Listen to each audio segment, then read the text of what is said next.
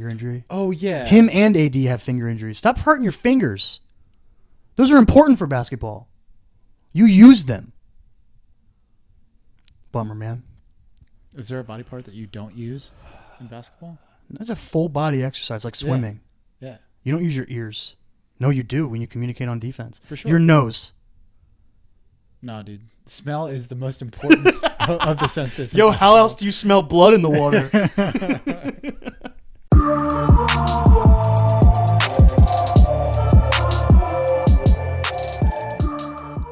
We in.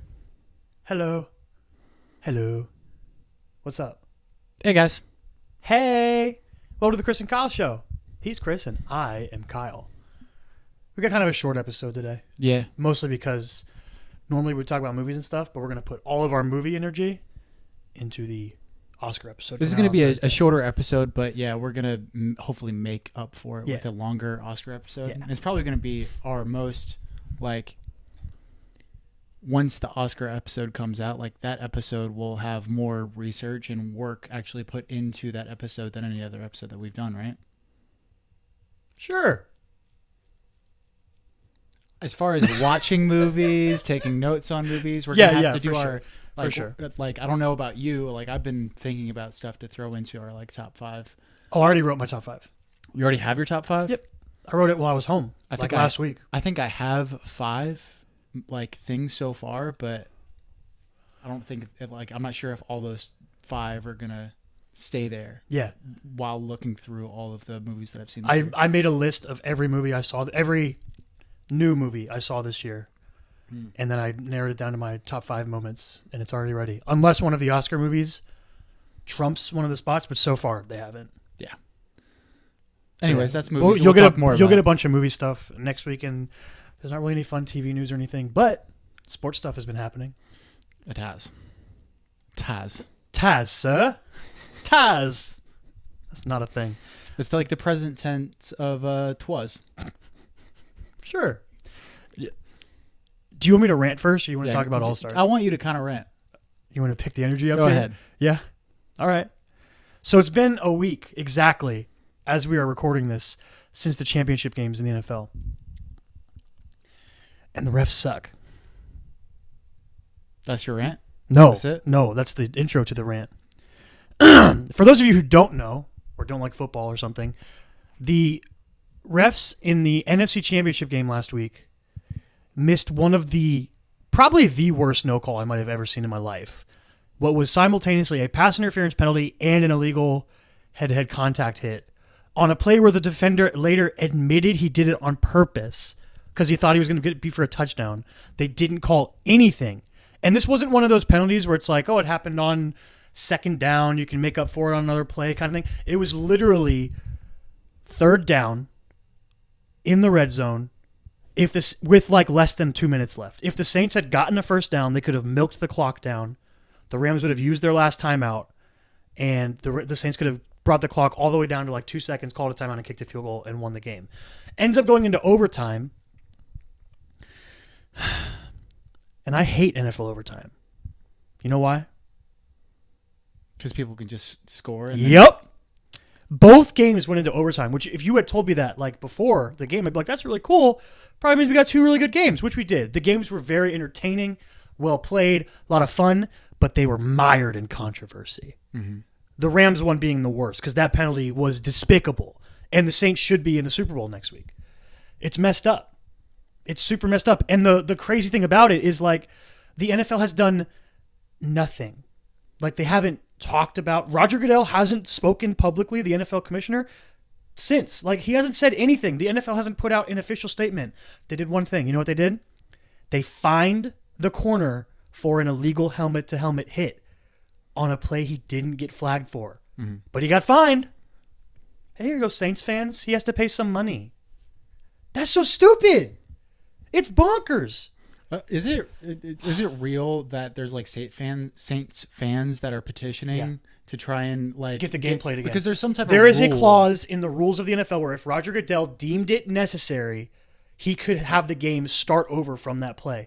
He could say that game is going to start with a minute and a half left or whatever. We're going to enforce that penalty that was missed, and we will play the game to the end of regulation if he deemed it necessary.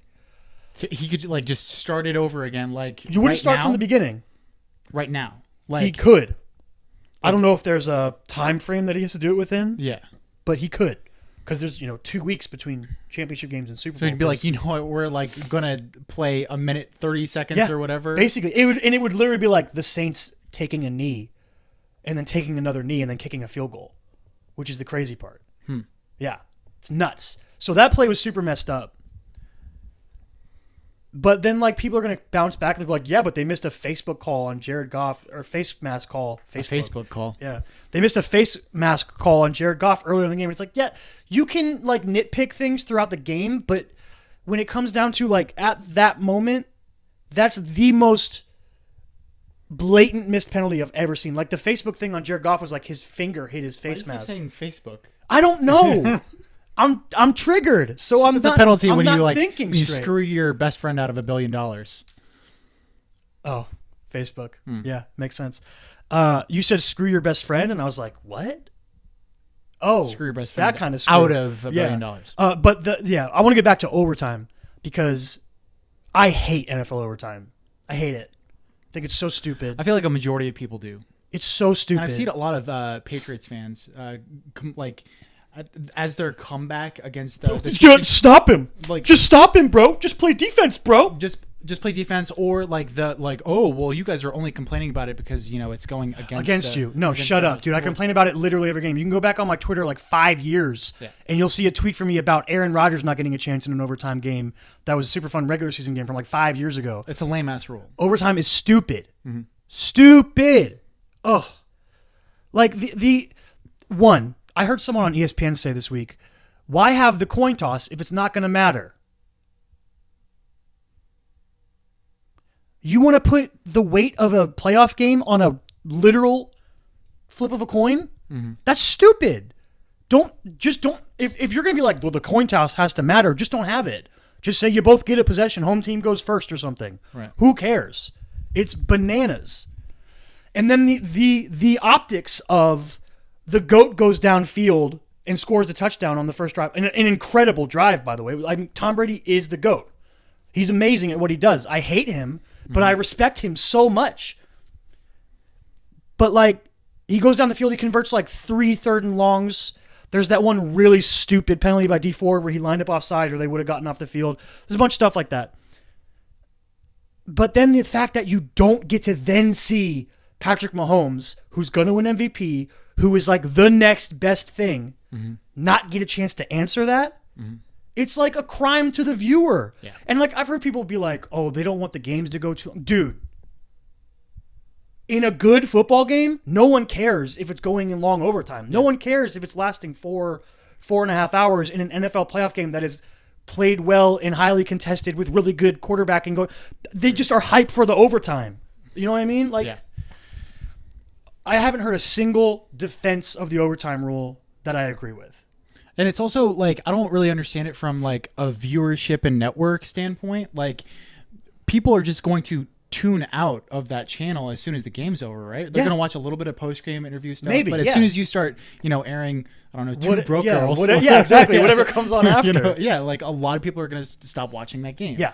Right? So if you have a really long game, then You're getting more airtime. You're getting more airtime of something, and more viewership, right? You'd think. The ratings should be better. But who knows how those deals work? I don't know. Like, you sell enough commercial slots and do they have like bonus slots or something for overtime? I don't know how that works. But yeah, it's just. And they've already. The Saints got hosed and overtime sucks. That's my rant. Yeah. But they've already amended it in our lifetime, right? Overtime? So like the year before Tim Tebow did his thing, right? Okay, so basically overtime used to be first to score wins, 15-minute overtime period. Yeah. They've since changed it to if the team that receives the ball first scores a touchdown, the game is over. So to try to incentivize teams to not just get down to field goal range and then stop trying, right? Just run the ball and then kick a field goal. So they tried to make it a little bit more incentivizing to score a touchdown, which is fun. That cool. Just go the full. You've gone 9 yards. Go 10. You know what I mean? Like, what are you doing? And then they also changed it from 15 minutes to 10 minutes. That's why there's 2 ties this year because there's an extra 5 minutes shaved off the game. Right. Which is like, I love college overtime. I hear people complain about college overtime, like don't do it in the NFL. I really like college overtime. I think it's fun. I think in the NFL, you back them up to like the 35, 40-yard line, and you start from there because kickers are at least supposed to be better in the NFL. I mean, there's been some kicking woes, but do you think that there's an advantage of college? Like I also like the aesthetic of college overtime more than I do just say if you just play another 10-minute quarter. Dude, there was a 7 overtime game this year with like Auburn and somebody, and I don't care about either team that was playing, right. but I watched it because it was hype. Yeah, it was crazy. Yeah, but do you think that there is what advantages do you see other than aesthetically for a college overtime over just playing another 10-minute quarter? A full quarter? Yeah. I'd be down with that as well, just playing a full quarter. Yeah, I think the bounce back to that would be they would cite safety. The NFL would. They would say, you're already complaining about safety. Like, why put yourself at risk for an extra 10 minutes every time when you don't have to? I get that. My thing is like any form of overtime should have an equal chance for both teams that doesn't rely on a coin flip. And like just the argument of being like you need to stop them is so stupid to me. Yes, you should stop them on 3rd and 10 and 3rd and 9 and 3rd and 12 and whatever Tom Brady converted, but he is the greatest quarterback of all time. And then the idea that in a team sport you are limiting the team to half their team in the current rule set, and the Chiefs specifically the much worse half of their team. Right. They have the thing that people have said about them all year is they can win everything as long as their defense can keep them in games, because their defense isn't very good. So then you get down to overtime against the GOAT, and you have to rely on your defense, and you don't get the prodigy kid a chance to match. It's messed up. As for like comparing college overtime to a full quarter, I think the condensed feeling of college overtime is more fun. You know what I mean? Like, you don't have to worry about you get the ball at your 25, 30, and then you go 3 and out and you punt, and then they go 3 and out and you punt. You don't have to deal with that. Right. Because you're in striking distance every time. Mm-hmm. Like, if you're not an idiot, you should at least get a field goal. Right. If you don't really fuck things up. Yeah. Now, it's just exciting. Scoring is exciting. On the whole, do you think that like a majority of college overtimes are actually shorter? Yes, absolutely. Then usually they don't. I mean, like, I would guess that most overtimes end in the first overtime. Most college overtimes, yes. I would guess most of them end in the first overtime. It's probably like an average of like 1.2 overtimes or something like that. And then the ones that go long are really exciting when they keep matching each other. I think the 2-point implement rule where you have to go for 2 in the third overtime and forward. That's great. That's awesome. Just do that same thing in the NFL, but do it from a little farther back because your kickers can kick from farther. Right. That's it. That's my rant. Saints got hosed. Overtime sucks. Let's talk about basketball. Got to watch the Patriots play another fucking Super Bowl. Mm-hmm. They're so good. Dude, I think the entirety of the country is with you. It like your hatred for the Patriots is just exacerbated by the fact of you being Dolphins. Yeah, they're in my team's division. But in my team's defense, somehow we're good against them at home. So one thing I look forward to every year is like, we're probably going to beat the Patriots at home. Tom Brady's never beaten. No, he has. He is something like 4-7 against the Dolphins, or like some weird. He has a losing record against the Dolphins at home. Does he have a losing record against anybody else? Any other team? I don't know. I have to look that up. Or away? That's a really random stat that I don't know, but yeah. I'm sure somebody, like, there has to be some team that he's like 1-2 against or something, right? Right. Maybe not though. It's Tom Brady. He's played an entire extra season's worth of football from the playoffs in his career. 16. He's played more than that. He's played over 16 extra games from the playoffs. He's like LeBron. Like how LeBron has played like over an entire extra NBA season just from playoff games. Yeah. It's bonkers. Mm-hmm. Speaking of LeBron, he's an all-star. You segueing? Yeah, he's an all-star captain. Good work. Thanks. Yeah. Yeah, I worked real hard on that. Yeah. He's an all-star captain in the West, which is weird. Just because of the... Just because it's the West. Yeah, it's just the West. I'm not used to it yet. Not used to him being in the West? Yeah. Yeah. The final starters were revealed this week, which is cool. I'd like to hear your thought on the debatable spots because West, for example, Steph Curry, James Harden, locks. right? Easy. LeBron, Paul George, and Anthony Davis. no, Kevin Durant. Oh, Kevin Durant. Yeah. Those are your front court, which I think there's 3 spots in the front court for the starters, and there's probably like 6 guys that could have gotten the 3 of them. Yeah. Like Including Anthony Davis, Nikola Jokic. It's probably somebody else I'm forgetting. Like whenever the All-Star, everything that I've heard from writers and people involved with assessing who should be on the All-Star team, it becomes more of a conversation about what should an All-Star be. Yeah, it's fascinating. And why is there not like a criteria? Because there isn't. Because there is a discernible difference in someone who is an All-Star and someone who receives postseason awards. Yeah. Someone who is in the MVP contention, Defensive Player of the Year, all NBA teams. They are discernibly different. An all NBA team and an All-Star spot. But at the same time, because All-Star spots have sway on your post-career sort of legacy and like, you know, you talk about a Hall of Famer and you're like, oh man, he only made 3 All-Star games. Like that's something that's going to be factored in down the line. So they're still important. But the criteria of it becomes super interesting. And it's weird that it's just kind of left up to every individual's just sort of like, here's what I think an All-Star is. Like, oh, well, I don't believe that, Nikola Vucevic should be an All-Star because the Magic haven't been playing as well lately. You know, like, there's certain people who are like team success, and like there's people that are like, I will not vote for Jimmy Butler because he was part of, you know, basically destroying one team while trying to get to another team. So he's out for this year. Like there's just people just kind of make up their own rules for what an All-Star is. Or like they'll be like, oh, well, you know, Klay Thompson should still receive All-Star votes even though he's not playing as well. But if he was on another team, he would be playing better because he's like getting the ball more. I think that's its own conversation. That's its own conversation. That is his own conversation. Klay's a unique beast. Man, can that dude get hot. Whew. Toaster. Yeah, like I think that if you're looking at Kevin Durant's played really well. So yeah, Kevin Durant's been great. Steph Curry, James Harden, those are locks. Have been absolute locks. Yeah. Over everybody, right? Like there's no. Russell's shooting too poorly. Like Dame is close, but he's not on that level. There's dudes that are going to be all-stars, but they're not going to be the starters. You know what I mean? But he's not just so Russell Westbrook specifically. He's not just shooting. He's shooting horrible. So he's shooting horrible with a high volume from 3, and he's also not scoring from 2. No, he's just in general his scoring is down. Yeah.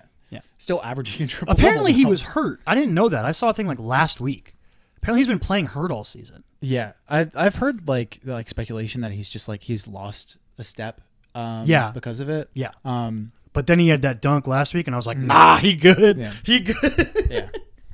Maybe, I mean, you know, All-Star Week is always a big tipping point in like obviously teams deciding whether or not it's time to sell or buy in the trading world, and I think just in terms of health, it's just a good opportunity for teams to get healthy and guys to get healthy with that, you know, week and a half off they get. Yeah.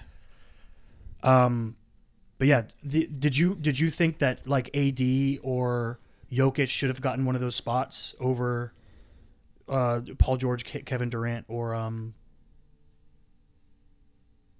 I keep forgetting them all. Paul George, Kevin Durant, LeBron. Yeah. Jeez, how I forget. Well, LeBron's locked because he's a starter. Yeah. He's a captain. He's captain. And he got the most votes out of everyone. I feel like anybody that's trying to that's outraged about that is like, okay, well, who are you going to take out? It's really easy to play that game where you're like, oh, well, how in the world does this person not make it in?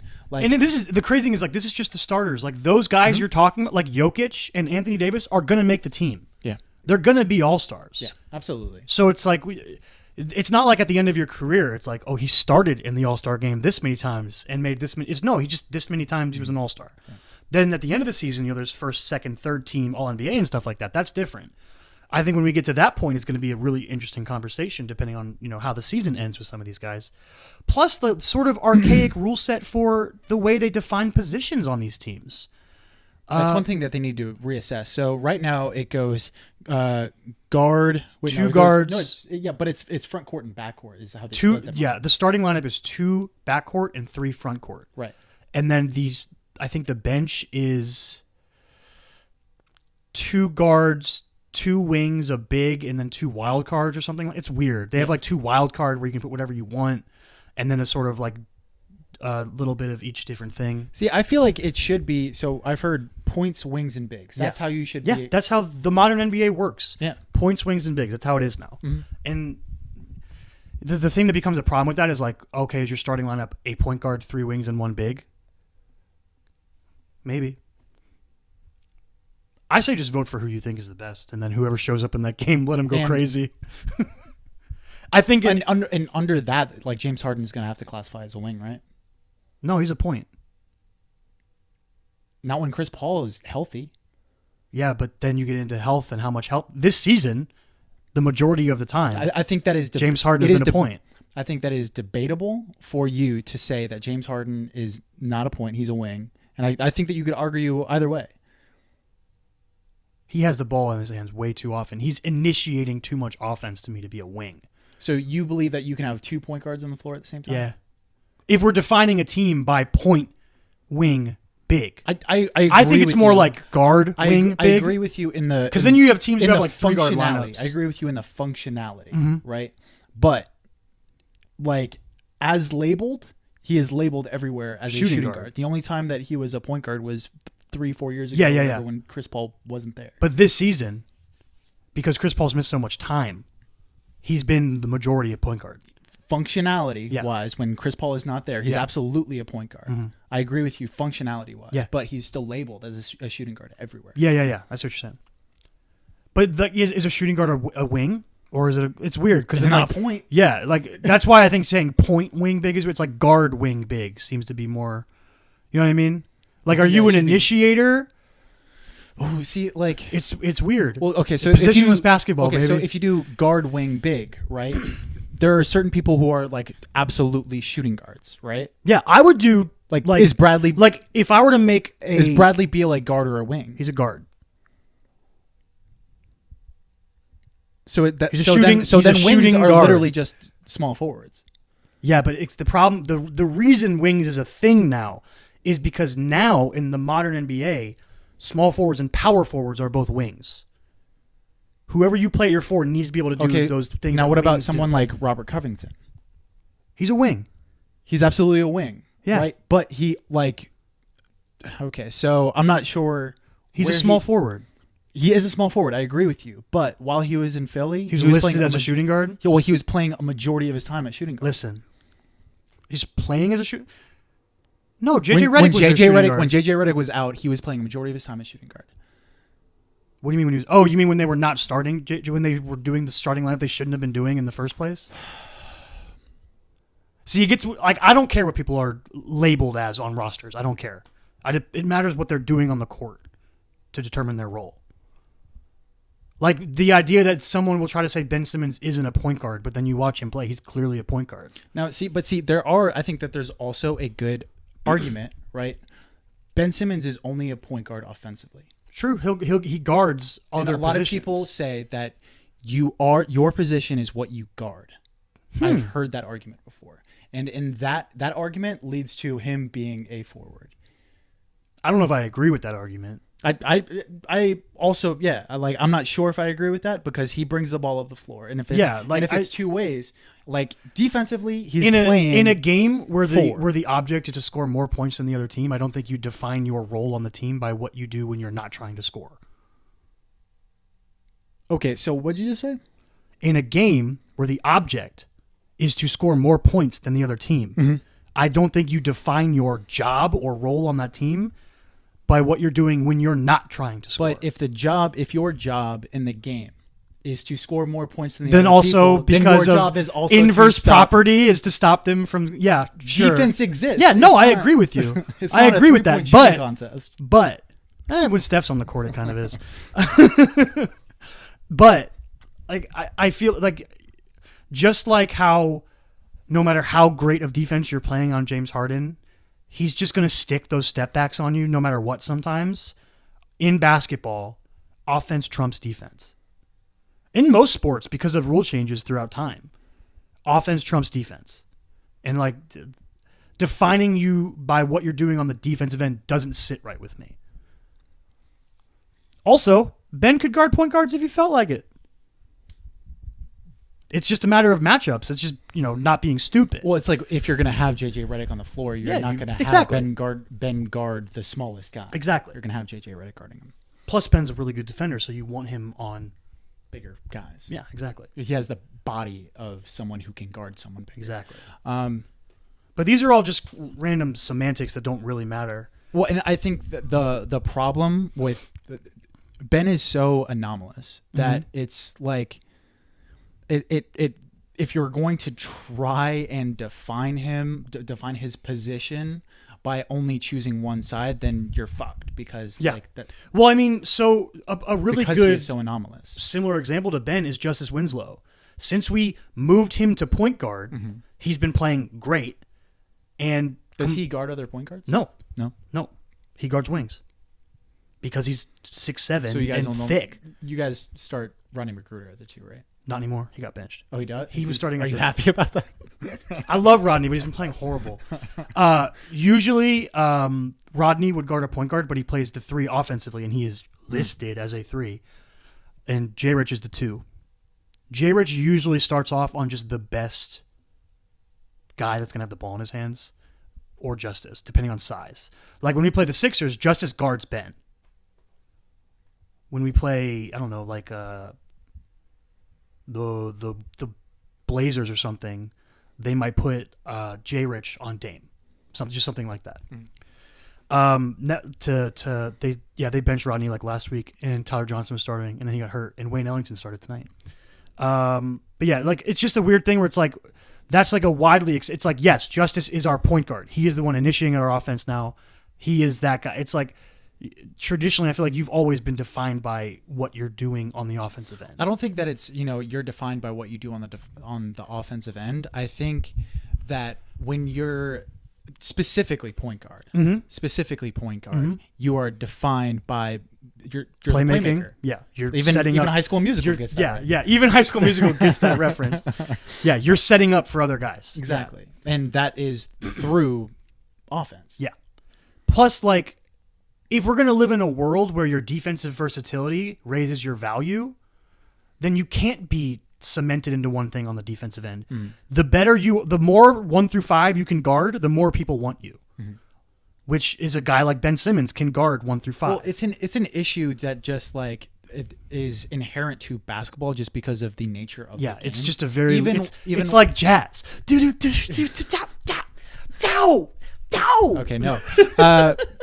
No, but it's inherent to the nature of basketball just because like everyone is it's not a one play. Yeah. All right, no, we're exactly. going to set up in this. It's exact so fluid. Position. It's so fluid and it's so continuous that you can't just stick to one position. Which comes down to the point of would it be best to just pick the 12 best dudes in the conference, and regardless of position? And also with the nature of play, as the players have developed athletically, and you have guys like Anthony Davis who grow up as guards and then go through a crazy growth spurt, and then so you have these huge guys that still have ball handling abilities and stuff like that. So point centers, baby, they're the future. Yeah.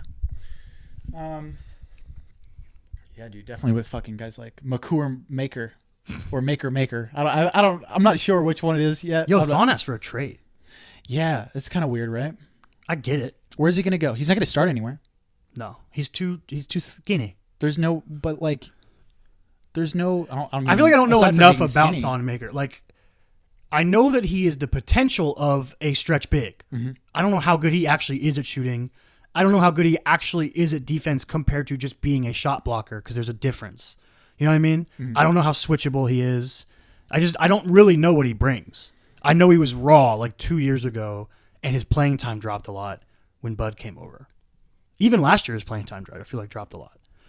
But yeah, I don't know where he'll end up. I mean, like, you could see just one of the like a Suns or a a tankathon team or like the Hawks. But Just be like, oh, add him to the youth core for not like if you can trade for nothing. the Hawks is interesting. Mm-hmm. But Especially because they're probably going to trade away Dwayne Dedman.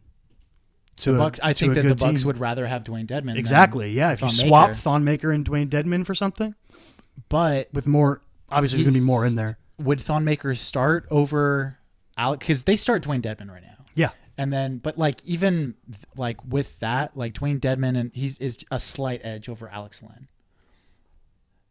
Yeah. I feel like, can Alex Len shoot at all? I don't know. I don't didn't even either. know that fucking Dwayne Dedman could shoot that well until Yeah, you didn't know that. Which apparently he hasn't been doing it. He's only been doing it for the for like past 2 years. seasons. Yeah. Yeah, it's weird. I feel like would Thon Maker start on the Hawks? Does it make them better or worse? Either way, sure, why not? You know what I mean? Mm-hmm. He would start over Alex Len because he's young and athletic and has potential. And he would start over Alex Len if he's worse because it'll help them tank. Yeah. But you're developing your young guys. You know what I mean? Yeah, I don't know where he thinks that he's going to go. Yeah. Is the thing. And I like Thon Maker. Like he's one of the guys that I was like, Yeah, he's I would 45 be- years old. I would be. He's what? You don't know about? Oh yeah. No one knows because how old he is or something. Yeah. Because of where he's from. Yeah. They don't have like birth certificates or something.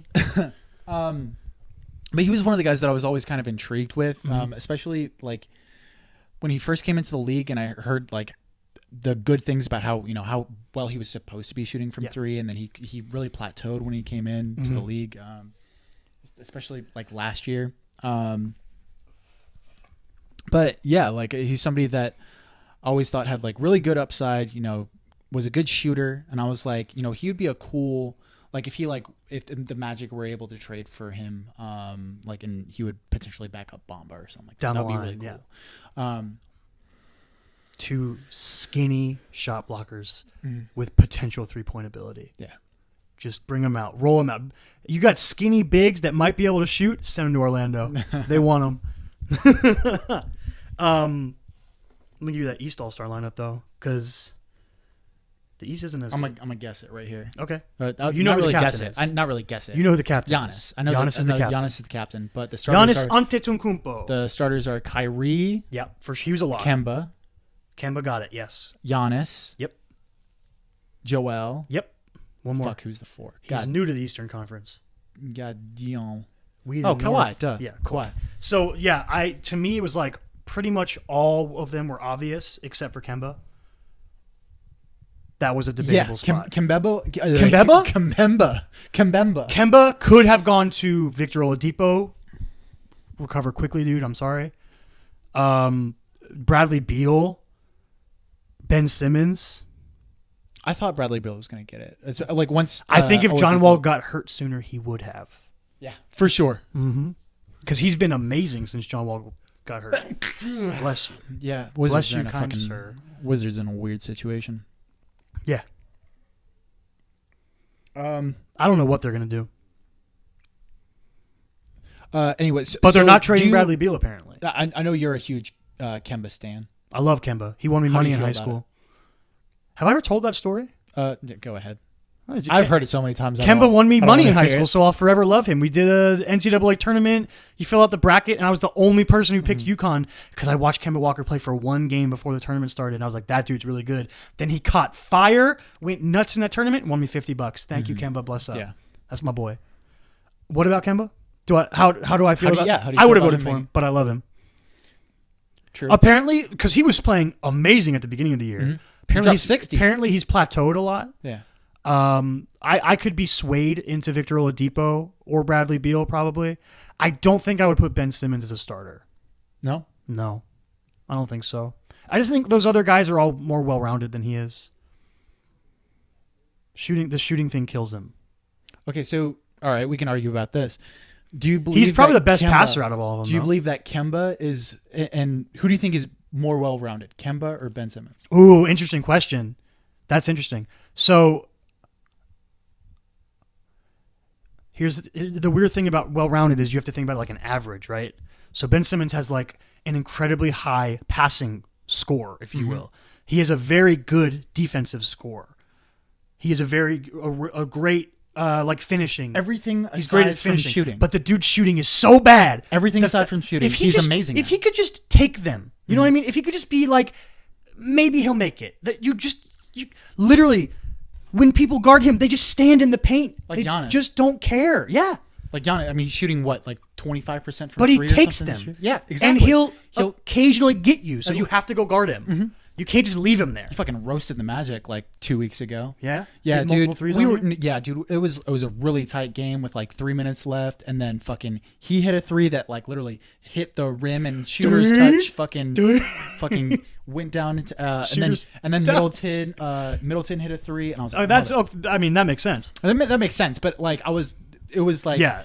3 from Giannis. Fucking we didn't score, and then 3 Middleton from Middleton, three, and it's like, all right, game over, man.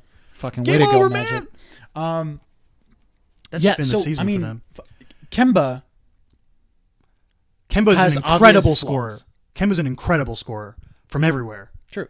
The dude has the second best step back in the NBA. You're saying Luka obviously is the number one. Obviously. Hallelujah. No, is Harden's better? Kemba creates a ton of space with his step back. True. It's nuts.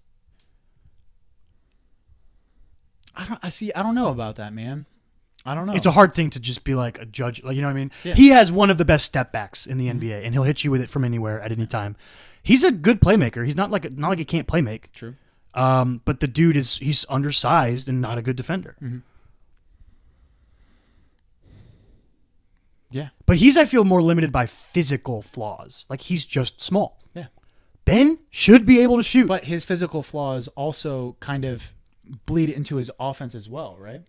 Meaning that, okay, so if he was 6'10", he'd be even better? Obviously. Yeah. Okay, so I don't know, would he lose speed because he's real fast? He's got right. His first step is amazing. True. Okay. But if you have Jonathan Isaac, right? Okay. Jonathan Isaac ahead of Beanpole. If you have him 7 feet ahead of Ben Simmons on a fast break, right? Mm-hmm. Ben Simmons, his likelihood of scoring there is still way fucking high. On Kemba, not as high as No, he's just going to stop and hit a 3 on him. Sure, he's just going to step back. Yeah. He's just going to step He doesn't even have to if you're 7 feet. He's just going to stop. I don't know. I think it's for sure debatable as far as who is more like well-rounded. Yeah, I get it. I just Obviously, think that Kemba's way better, like Kemba can play defense. You know what I mean? Ben literally can't and won't shoot. I don't think he can't shoot. I think he doesn't shoot. Won't shoot. Yeah, he won't shoot. Yeah. Do you think? Hopefully he will. Hopefully he'll get there. So you think that he should shoot? Yeah. Do you Screw think- it. What do you think is the reason for If him he's not shooting? wide open, he should shoot. Yeah. You'll make him eventually. You're inevitably going to hit some. You know what I mean? Mm-hmm.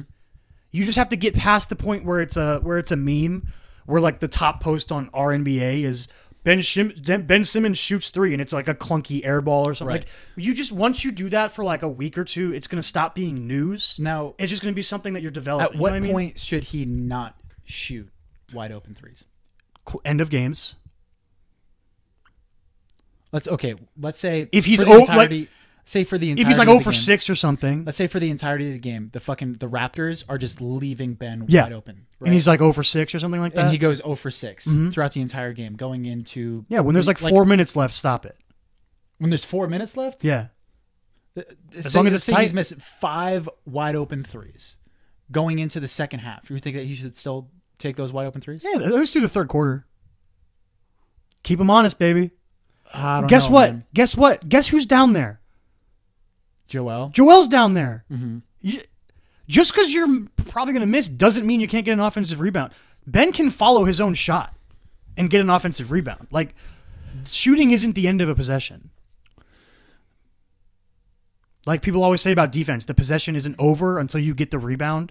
Same thing counts for the offense. True. Just because you miss doesn't mean the possession's over. But with deeper shots come deeper rebounds, longer rebounds. And guess where Ben is? He's out there. Like I don't disagree with you. Like I think that it would. If he just took help. like 2 or 3 a game. I think that it would help. Like just take I Yeah. wouldn't say 0. I was 1 to 2. Yeah, sure. 1 to 2 wide open threes just to make them think about it. Yeah, those ones where you can do that thing where you like dribble and you take one step to set yourself up and you take all the time in the world. Yeah. Just try it. Why not? Yeah. just to keep him honest, would you put Kemba in the last spot? In the other guard spot? Kyrie's a lock. Kyrie was obvious. I don't know.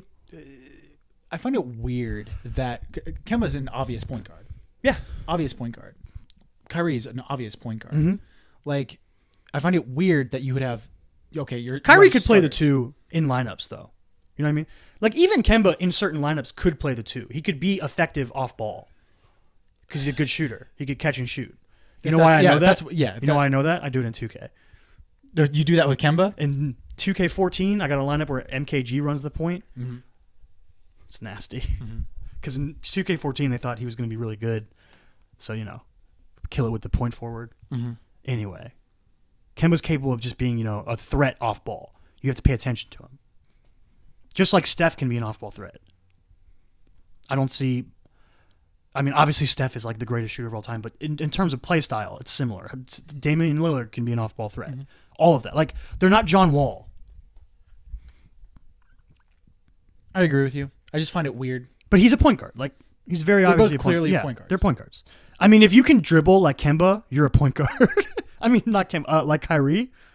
You're obviously. If you can dribble like Kyrie, you're a point guard. Oh, yeah. Like, I don't care if you're 9 feet tall. If you can dribble like that, you're my point guard. Yeah, that's the only reason why I'm kind of like, oh, that's weird. Oladipo is probably the most well-rounded out of all those guys. If Oladipo was healthy, I'd be like, Oladipo should be there. Well, technically, by the time voting closed, he was healthy. Oh, really? Yeah. Yeah.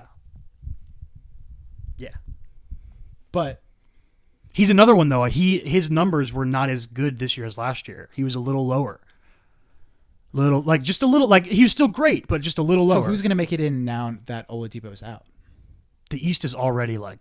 You mean kind of the All-Star team? Yes. When you get down to the bottom, because Oladipo, right, wasn't elected to this. Correct. To the starting Kemba lineup, got the starting spot over right? him. But he would have made the All-Star team, and they will still announce him as an All-Star for sure. But just because it will go on, his permanent record or whatever, he just won't be able to play, and they'll replace him. Like how last year there was like Kevin Love needed replaced and a few other people. Yeah. I mean, when you get down to the bottom of the barrel in the AFC. I just did an AFC. Ooh, that was weird. Jesus. In the East, it's weird. I correlate the AFC and the East because I'm a Miami fan. Mm-hmm. So that's and Miami's in the AFC. Miami's in the East and Miami's in the AFC. Yeah. But the AFC and NFC are dispersed all throughout. It's just how I think about it. It's weird. When you get down to like the bottom of the AFC barrel. You're thinking about like if we're being real here, like I just did it again. I said AFC again. Yeah. The East barrel. But if we're being real here, the East and West of the NBA are also dispersed throughout the nation. So, true. Yeah. You know what I meant. The East, like you're trying to think about, like, is Pascal Siakam an All-Star? When you get down to the bottom of the East. See. That's okay. Do you think that Pascal Siakam should be All-Star over Kyle Lowry? No. But I have a very high value on Kyle Lowry. Even if he's not shooting as well this year, and he hasn't missed a lot of games, but he's missed some time. Mm-hmm. The dude, his gravity means so much to that team. Just him being on the court. His playmaking is the best he's ever been at in his career, and he is, as always, a bulldog on defense. I just think that his presence for that team is super important. And as much of like a jack of all trades, Swiss Army knife, Pascal Siakam is developing into, I wouldn't rank him over Kyle Lowry. And like if you can't be ranked above someone on your own team, why would you get an All-Star spot over them? That doesn't make sense. Wait, what? Like Kawhi is the best player on that team, and then Kyle Lowry, and then Pascal Siakam. If that's your order for the Raptors, why wouldn't that also be your order for the All-Star game? You know what I mean? See, I disagree with that because I believe that you can be a really good player, mm-hmm. right, and not make the All-Star team, even though you're absolutely of the worth of that. Because if you're having look at what's going to happen in the West. Like basically, there's going to be one spot, and DeMar DeRozan, LaMarcus Aldridge, Tobias Harris, Danilo Gallinari, like a bunch of dudes are going to be up for one final spot. Mm-hmm. And that's why I believe that you should combine them and just take the top. The best 24 players in exactly. the NBA? Yeah, the more I hear that argument, the more I agree with it, especially for things like all-star games. Now that we're doing the draft and they're not even East versus West anymore, screw it. Yeah. Just get the best 24 guys out there. And they already don't matter for postseason awards, so why does it matter for the middle of the season award if we're not going to play that game anymore? And you're missing out on guys that should be in the game and aren't. You know, if we have another situation where Goran Dragic gets subbed in, like Goran probably shouldn't have been an all-star last year. I'm glad he was. He, in terms of like career achievement, he deserved one. You know what I mean? But it's just like if two dudes in the East get hurt, we're gonna start talking about I don't know who's like a random dude in the East. I don't Isaiah know. Briscoe. Well, no, like it's like the Heat's best player this season has been Justice Winslow. He's not an all-star. Mm-hmm. He only did it for like a month and a half so far. Right. But it's going to come down to that weird sort of random. The Heat are like the 7 seed. Someone on the net, like D'Angelo Russell. I'd be cool with that. I would too, because he's been playing out of his mind, but he's been doing it for like a month. Mm-hmm. He's been balling. Yo, rip Spencer Dinwiddie's finger. Makes me sad. That's my boy, Young Lando. Oh, what happened?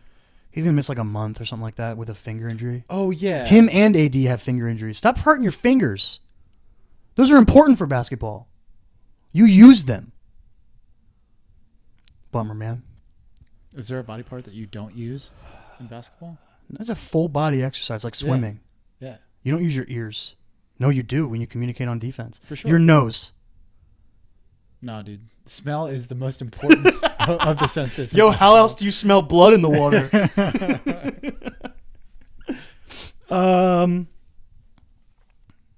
Yeah. All-star starters. I'm hyped for the draft, dude.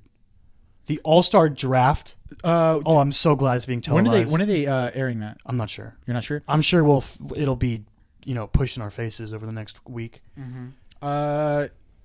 Yeah, fucking how are they going to set that up? Is it going to be is it going to be... They better, I hope they line them up on a wall. Me too. Yeah. I like a high school dodgeball Are game. they going to play it for laughs, or is it going to be a little bit more professional? They're definitely going to play it for laughs. Yeah? They have to. I think Actually, that's not true. They might be could do super it professional. It might be That's very no just fun. bland. That's no fun. I think that'll still be fun, just like any draft is. It's way more fun if they do it. If they I have fun agree. with it. I absolutely agree. If like LeBron's making jokes and Giannis is being a sweetheart and he's talking about being about the love and putting Russell and Joel on the same team, and LeBron's definitely going to draft Kyrie. I can feel it in my bones. He might draft him first. I wouldn't be surprised, even though Steph's there. Because like watching LeBron and Steph on the same team is like that's. Are they going to flip? Can you imagine a better Could anyone in the history in modern NBA be a better fit with LeBron than Steph Curry? No. Klay Thompson? You would rather... I'm just asking because he's a better defender. Just as good off-ball threat. But Steph brings that thing that Kyrie could do in Cleveland where LeBron could give him the ball and he could take over for a bit, which I think is important. I would say Steph is probably the ultimate LeBron partner. Yeah. It's so scary. Can you like those whip around passes when LeBron like just puts his head down and just charges the basket and then whips the ball somewhere nuts. Did you turn your mic off again? No. Oh, okay. I moved the bit a little bit. You what? Oh, you messed up the camera? Well, I wanted to make sure that we were still in frame and shit. Word. Okay, so do they do like a coin toss to see who? No, LeBron gets the first pick because he got the most votes. Oh, okay, that's how they do it. Earned it, dog. That's kind of lame. No, I get it. No, they should play a game of 1-on-1. Whoa, like 5. Yo, televise that shit. That would be fucking sick. Oh, that would be right? awesome. Even if they just like shot for pick, like like in middle school, you're just like shoot. Yeah. Whoever hits the first 3 gets the first pick or something. Yeah. Which Giannis would be at a huge disadvantage, but whatever. Mm-hmm. But that would be pretty sick. A one-on-one game for the first pick. LeBron versus Giannis. That would be interesting. Because like, there's just something about it. I've always wished that they would do, like, it's a thing in the NFL too. Like, why don't dudes just race sometimes? Just like for charity. Put it on ESPN. It's like a 20-minute show. Right. It's like, yo, I think I'm faster than you. Yo, let's race for charity. Right. Let's find out who's faster. Yeah. Just little things like that. Like, why do you, what in the off season when all these dudes are playing with each other anyway? Mm-hmm. Why can't like Kyrie and Steph play 1-on-1 for charity? Mm-hmm. Well, Steph would lose because it's or for a charity. dodgeball tournament. They do that in the NFL now for the Pro Bowl. Oh, for real? Yeah. Yep. They play dodgeball because the Pro Bowl is so bad. They have to just find anything that's fun to watch. Yeah. Did you watch the Pro Bowl? Nope. It's a horrible game. What? So is it like? I'm gonna guess because I don't think I've ever watched a Pro Bowl. It's a glorified. Is it it like used an to be all-star game? Is it like an all-star game, but it's exacerbated by the fact that nobody wants to get hurt? Okay, so you know how the All-Star game is like a glorified game? Like, it's not really a game. They're messing around for 3.5 quarters, and then they try to win at the end. Yeah. It's still fun to watch because they're doing crazy stuff. They're doing crazy dunks and shooting from 35 feet for fun. It's fun to watch, and they're having fun with each other. Yeah. The Pro Bowl is that, but there's no feats of funness in football that like in there's no dunking in football. Mm-hmm. You know what I mean? Like, what do you can try to catch a ball one-handed? Right. That's it. I can't think of anything else. You're not gonna like try to hurdle people. You're gonna get hurt. It's just, it used to be a glorified scrimmage, and I saw people today that were like, it's a glorified walkthrough. They literally had like Saquon Barkley played defensive end for a little bit, and like random players playing running back, and like I think like a corner caught a touchdown today. Like it's just stupid. Why don't they do like, I said this one, I was like, just play like a flag football tournament. Split into multiple teams and play a flag football tournament. Right. Let like offensive linemen play quarterback. Just do weird stuff. Don't play this game. It's not worth it. Mm-hmm. No one, like, Tom Brady's been voted into Pro Bowl like every season of his career. And in the years that he doesn't make the Super Bowl, he's like, yeah, I'm not going to go play in that. Why would I do that? It's stupid. Being a Pro Bowler doesn't even mean anything now because so many guys are like, I'm hurt and I can't play in it, that they just keep, it's like, we were talking about with the All-Star game and Goran Dragic, like they go like 12 deep into guys who weren't originally Pro Bowlers. But yeah, Pro Bowl's dumb. All-Star game. All-Star week, so fun. I love All-Star week. Dunk contest, 3-point contest, skills challenge, kind of cool. Celebrity games, fun. Kevin Hart talks trash. He's so tiny. Yeah. But he's good at basketball. They still do Rising Stars, right? Yeah. It's World versus U.S. Yeah. That's fun. Mm-hmm. That's cool. I'm into it. Which I don't think, is that the first year that they're doing it? World versus U.S.? No, they've done that for a while. They did that last year? No, I think they've done it for a while. Because I always thought that it used to be like rookies versus sophomores. Yeah. No, it might be it used to be, but I think for a little bit it's been World versus U.S. That's fun. World versus U.S. Because it's just trying to provide that little extra competitive spark, just like the team picking thing does. It's just something to sort of have a little pride in to try harder. Do you like the skills challenge? It's lame. It's kind of lame. It's like, lame, but it's lame, but I love how big dudes keep winning it. Right. Because they do the two brackets, so they have the guard bracket and the big bracket, and then at the end, whoever the last two are go against each other. Mm-hmm. And I feel like the last 2 or 3 years in a row, a big has won it, which is funny. Yeah, there has to be a way to set up a skills challenge that isn't so lame. It's like dribble around some cones, bounce past through a tire. It's a basketball bounce past through a tire, and then go shoot a 3. Yeah. It's silly. It's like it's like something that should be on Nickelodeon. They should have like a dance off, but with like dribbling and shots. You know what I mean? Like, you know how like you do like a dance move and it's like horse, but like not just shooting. Like you're also doing like crazy, trying to just like one up each other with your handles and stuff. Be kind of fun. Oh, like horse with a specific skill? Well, you could just provide any skill. So you're like, do this. Right. You do some crazy dribble combo, or you make some. I don't know. I don't know how you would do it. It's just an idea. It's not fleshed out. I didn't like what you said. Dance contest was weird. Yeah, it was weird. Well, no, because like you just have the rest of them just be like, ah, you know what I mean? Like how crews always get real hype and a dance off. That's fucking dumb. Dude, I would want to see players get hype over different dribble moves and stuff. I'm cool with like a dance off when like when I see like LeBron and Shaq, like that old like dancing. I think that's fun. Let's just do a real dance off. Just a real dance off. Screw the skills challenge. Just have a dance off. Luka versus Trae Young. Let's go. I actually would pay to see that. How much money would you pay to watch I've completely Luka come, Doncic and Trae Young have I've a completely dance come off? 180 on this. I want to see that. I want to see Trae Young versus Luka. Is Luka a great dancer or a horrible dancer? Deep down in your soul. So really, what do you dancing expect? dancing is just more about being one with yourself. So really, Luka, I think, would be an amazing dancer. Cool. And also a horrible dancer. But yeah, that's like their little thing for the skills challenge. I think this is like they put both of them in it. I don't think they have beef, but like the internet is like, because they got traded for each other and stuff. That's fun. Is there anybody that could actually have beef with Luka? He seems like the nicest guy ever. Apparently, Dennis Smith Jr. only on the court, because apparently they're friends off the court. I don't think that he has a beef with Luka on the court. I think that he's like just doesn't fit. They don't fit. They don't fit. Their styles don't fit. Don't give up yet, Mavs. Don't give up yet. On Dennis Smith Jr. Don't give up yet. Don't give. Shut up. Shut up, you selfish man. Give up on Dennis Smith Jr. as quick as you can to the Magic. Yeah, in a trade with the Magic. Get that athlete. Fucking. I'm tired of all these people giving up. You on like dudes. Jaren Grant? I'm tired of people giving you up want some on defense? Sub 20. You want some defense? We got Jaren Grant. He's our new rising star. Swap, just straight swap, 1-for-1. Fucking the Bulls gave us Jaren Grant because he's too good. Yeah. Too good. We have to sit him late in games because we're tanking.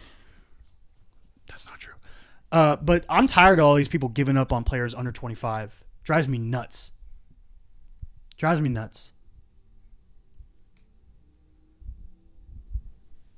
Do you not have anything to say about that? I don't know. I've been living it. Fucking Alfred Payton, Mario Hezonja, the Magic. Yeah.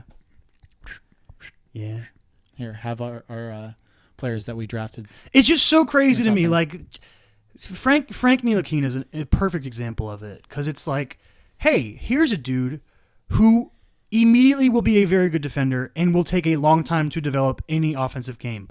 That's what we know about him. The Knicks draft him. 1 year later, man, he's a really good defender, but he doesn't have a very good offensive game. Let's trade him. You literally knew this a year ago. What did you expect? It takes time. Mm-hmm. Ugh, makes me upset. But they also have. Did they have a change in their front office? Yeah, the he was people that was are in he charge was right he the now last did not Phil draft. Jackson pick? Yeah, I think he was. Yeah. Yeah. Fucking Phil Jackson wasn't in charge when they drafted Frank. So I think that makes happened. him it makes more sense. One of the reasons why Aaron Gordon. But my thing is trading away Aaron Gordon is a possibility because he's not a John Hammond boy. Yeah. He's not a long boy. But it's just even if you didn't draft him, he's on a rookie scale deal. He's not like it's not like he's taking up chunks of your cap or taking away minutes from some future stud. Mm-hmm. Who are the other point guards on that team? Friggin' Alonzo Trier and Trey Burke. And they still got Moutier, right? And Moutier. Moutier, I think, starts for them now. Mm-hmm. He didn't play tonight, but yeah. So, I mean, they do have a lot of point guards, so I guess I get that. But I don't know. I just don't like just seeing people just trash players that are in like their second season. It makes no sense. Well, it's just give them time. But I think that it does make sense okay, so like. Well, there's a difference between like Mario Hezonja and Alfred Payton. Sure. Well, no, I'm just like Mario Hezonja so clearly seems like he's not going to be good. You know what I mean? Yeah. Like has he ever had a good game, like a 25-point game or something? I don't know. I don't either. I don't know. But like Dragon Bender, you're just kind of like, if you're looking at Frankie Smokes, right? Mm-hmm. If you're saying to yourself like, okay, I didn't draft this person, right? So that's one reason. If your second reason is, okay, well, his stock is going to be at its highest. Yeah, right that's now. yeah, that's Therefore, true. Like, we could trade him to get fucking. Like if the Magic do actually have Aaron Gordon. I think my complaint is less with front offices and more with fans. Oh yeah, that's what my complaint is more. For sure. I get the moves. I get that. It makes complete sense. Get what you can for him. He's not part of our future plans. Whatever. Doesn't fit with the roster. Anything like that. I get that. But just the blatant, just like people thought Trae Young was a bust in his first week of the season. How bonkers can you be? Give him time. Drives me crazy. You got anything else? For basketball, no. Just anything. No, okay, I actually got kind of like a philosophical thing. Ooh, hit me with it. All right. It's along the lines of sports, though. Okay. All right. How do you feel like sports, growing up playing sports, loving sports, being a fan of sports, how do you feel like that has influenced you as a person? This is something that like I think about all the time with wrestling. Yeah. Okay, so wrestling's way more individual, though. True. And you played more team sports. You Played football growing up my whole life. Mm-hmm. Played a little bit of most sports. I played a little bit of basketball, played a little bit of soccer, played a little bit of baseball, played a little bit of tennis in middle school. I think that's it. Oh, I ran a little cross country in middle school, too. That sucked. What? Yeah, it was horrible. You played tennis and who are you, dude? Tennis and cross Yo, country? I've never told you about tennis? No. In middle school, we had a tennis team. You definitely have, because we Thanks, talked about John. picking tennis back up once we moved. Oh, yeah, that's true. But yeah, like we had a tennis team, and the coach was like, hey, we need a sixth player. We literally don't have enough players on our team. Will you do it? And I was like, sure. I've never played in my life. And he was like, cool. But by the end of the season, I was third in rotation. Oh, nice. Yeah, moved my Made your way up. Yeah. How do I think that playing sports growing up has influenced me as a person? Mm-hmm. I don't know. I feel like it's just kind of part of who you are, right? It's hard to put my finger on. I used to be super competitive, like way too competitive about stuff. I no longer have that. I actually lost too much of it, I think. Yeah. I like honed it down, and then I went too far. Right. Yeah. To where like complacency kicked in. Mm-hmm. I think that was probably a big driver from sports, was just hating to lose and loving to win. I think just sort of general like understanding work ethic, and I think playing team sports, being malleable to work in group environments was a big one from team sports. Yeah. I can like in any kind of work environment, I'm very easy to work with. It's one of those things that like growing up playing a lot of sports, I always had heard from people like oh, sports does all of these things for you. And hear in my head. You don't even realize that it's happening to you. Like I agreed with it, but in my head I was kind of like, oh yeah, and like video games like enhance your hand-eye coordination too. You know, like I was just like, no, I'm having fun. Yeah. You know, like that's the important thing here. But like especially with wrestling, right? Because I grew up playing football like you did. I played a lot of Go basketball. Hornets. I played a lot Stuart of basketball, Hornets. But basketball, football, wrestling, between those things, between those sports, with wrestling, I had the incredible opportunity of being in a system that was incredible. That was one thing. Like our high school wrestling team was incredible. And as far as everything that happened with me in wrestling, like emotionally and shit like that, because like I fucking had a mental breakdown my senior year for my wrestling season. Yep. But that being in that environment for 4 years, because I wrestled before that too. I wrestled when I was a kid, and then I quit so that I could play basketball. And then I played basketball in 4th grade, 5th grade, through... Because you loved Penny Hardaway so much. Oh, I loved basketball. Basketball was my favorite fucking sport. And fucking, because I enjoyed basketball so much, I quit wrestling. That was... And then going back into high school, I was like, I'm fucking 5'8", white dude. I can't be playing basketball no more. So I was like, you know what? I'll just go back into wrestling. So I went back into wrestling, and it was such an incredible environment, and it taught me a lot of things. You know, wrestling is a sport where it's somewhat unlike basketball in that the best people in the sport aren't always the most gifted. Yeah, physically gifted. It's the hardest workers. Right. It's the hardest workers, The grinders. but the smartest ones. It's a lot of things that add up Yeah. to being great at it. Yeah. But it's something that's so inherent to wrestling is the fact that like So if you're 6'9" and just have an incredible leaping ability and can fucking dunk on people, you might play fucking college ball. You will play college ball. Yeah, like that. You'll make it to. You might even make it to the pros without having a really good work ethic. And just from pure potential standpoint. Right, but once you get to the pros, there's a good chance that's where you fall through the cracks. Exactly. And that's why like a lot of people underestimate the work ethic of the highest level in professional like basketball. LeBron James has an impeccable work ethic. Yeah. And impeccable physical gifts. That's why he's one of the best of all time. Yeah. But in something Tom Brady's a good example of that. That dude has like no physical traits. Right. He was a 7th round draft pick. Right. GOAT. But yeah, like it just the system, right? Of knowing, okay, like if I spend an hour and a half on this thing in the best ways possible. Just because I used to fucking play basketball all the time, but I never knew how to practice. Yeah, you never knew properly. And I've you were just messing played around. basketball since I was like 6, and I was like, oh well, if I just play basketball, if I keep playing basketball, then I'll get better. But like I didn't know how to practice. And there's a specific. It's like, it's like pulling out a saxophone and just trying to learn how to play saxophone. Like just fucking, it would be fucking whack. Yeah.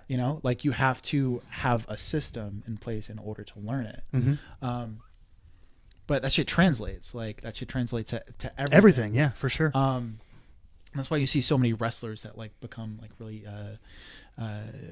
incredible businessmen and shit. Because I don't know. There's one thing that I want to talk to you about. Just fucking yeah. No, I agree with you. Something that like I haven't realized until now. Yeah. Where like it's just in hindsight, looking back about how like, it's formed you. Yeah. That makes sense.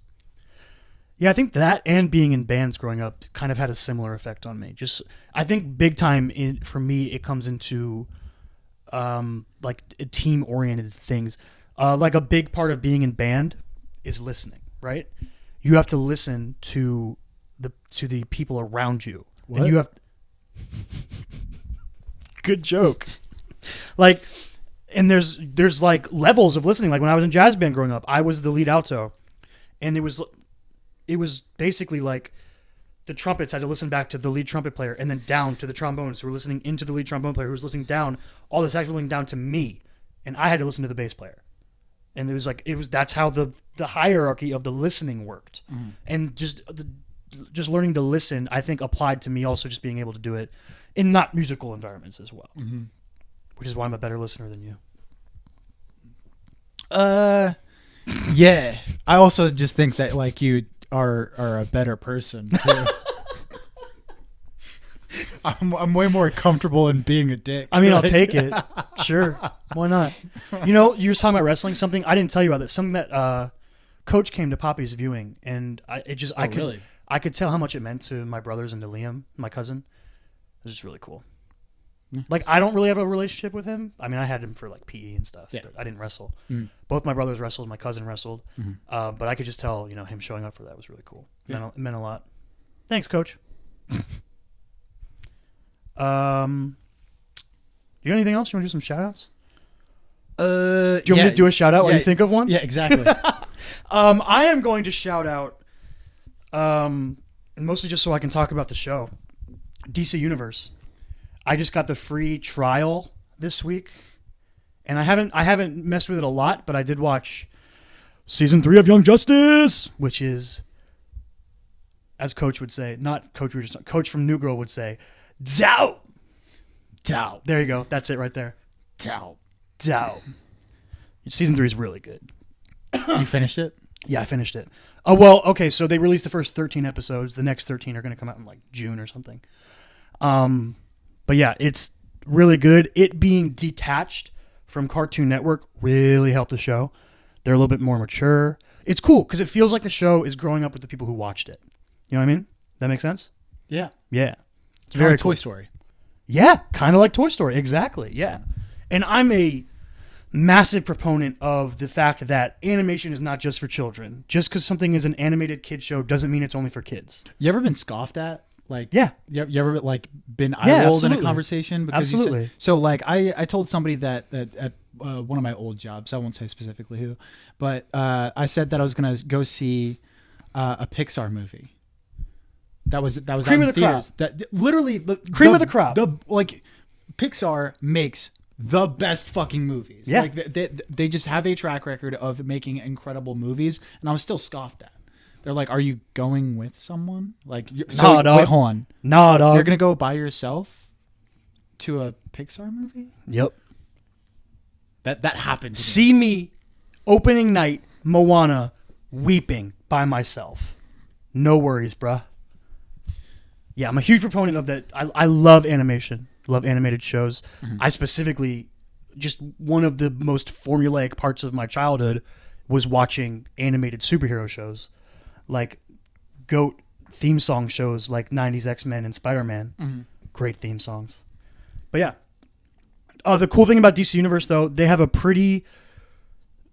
It's not a huge catalog yet, it seems like, but it's a solid back catalog of stuff. Like, if you like DC's animated catalog, which is huge and very good, at least go get the free trial and check it out. They've got great shows. They got Teen Titans show, the good one. They've got all of Young Justice, including the new season. They've got Justice League and Justice League Unlimited. They've got the Green Lantern animated series. They got Batman and Superman animated series. They've got a bunch of animated movies, including... Oh, they also have Batman Beyond. They got a lot of good animated stuff on there. Their live action stuff is kind of weak right now, but they have a lot of original content planned. The first season of Titans is on there now. I haven't watched it yet. I'm waiting until we get better internet because I don't want to watch a live action show on this crap internet we're using right now. Yeah. It's ass. Yeah, it's real bad. So Titans is on there, but other than that, like they have the Although I did watch Roma today on That's true, Wi-Fi, you did. and it was fine. It was okay. I think it's just spotty. Yeah. The Tim Burton Batmans are on there, which those are, if you haven't seen those, check those out.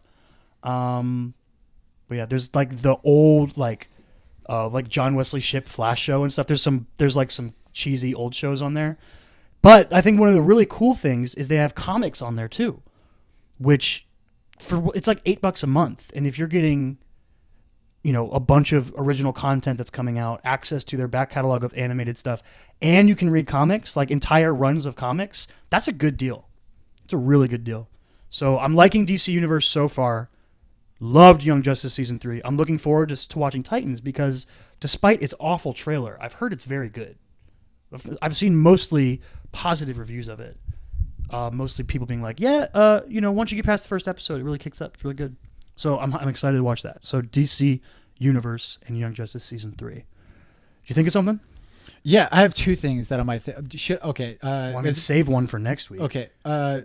I'll use the other one for next week, right? Okay. So, do you want super specific or like could kind of apply to everybody? Specific. Super specific. Okay. Yeah. All right. Get weird with me. So, there's a book that I would highly recommend to anyone that is into writing. It's called The Power of the Dark Side by Pamela J. Smith. The Power of the Dark Side. So this book by Pamela J. Smith, also My girl Pam! super nice lady. I actually talked with her on LinkedIn. Oh, really? Yeah. It's actually super easy to like get in contact with people on LinkedIn. I talked to her and I talked to another guy, Michael Haig, who wrote HAAG. Do you know Chris Vogler? Chris Vogler that I brought up last week. Yeah. Him and Michael Michael Hogg. Michael Hero's Haig. Journey guy you're talking about? Yeah.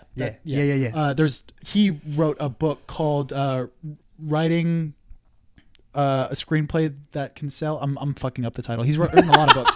He's written a lot of books, and I've read two of them. But yeah, I talked to him too on there and like asked for advice and shit. And they just gave it to you?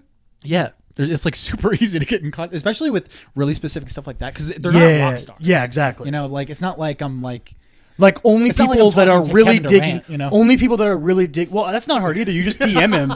You just DM him talking trash, and he'll tell you to shut the fuck up.